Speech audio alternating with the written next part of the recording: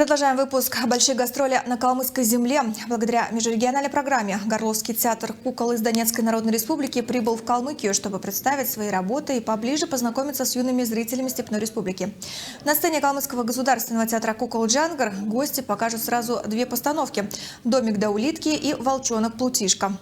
Когда пришло известие из Министерства культуры, что к нам едет Горловский театр кукол с Донецкой Республики, мы, конечно, были взволнованы и начали сразу свою подготовку. И все наши планы были вот вокруг приезда наших гостей. И поэтому вот сегодняшний день, наша встреча наших дорогих гостей показывает, что мы, да, действительно, мы готовились, мы поразили наших гостей. У каждого театра есть изюминка, у каждого театра есть свои куклы.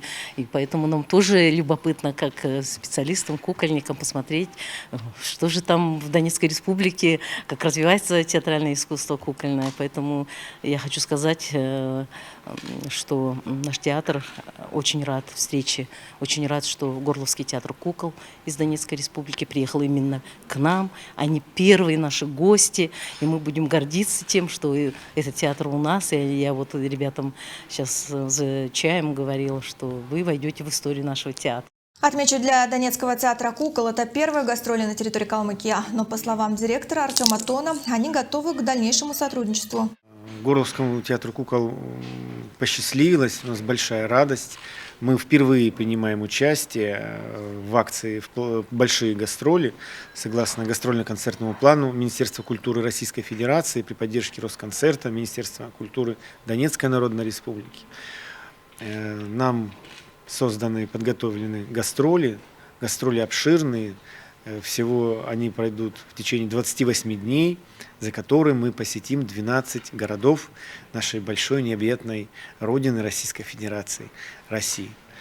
Город Элиста – это уже 4-й город, в который мы приехали в рамках этих больших гастролей. И, конечно, нам очень интересно было приехать сюда и познакомиться с новым коллективом, молодым коллективом, а также с культурой Калмыцкого края, с их традициями, с культурой и искусством театра. Я надеюсь, что за этот короткий промежуток времени, который мы будем, 2 дня, мы что-то увидим, мы однозначно побываем в художественных мастерских, мы однозначно посмотрим кукол, которые изготовляет Калмыцкий театр кукол.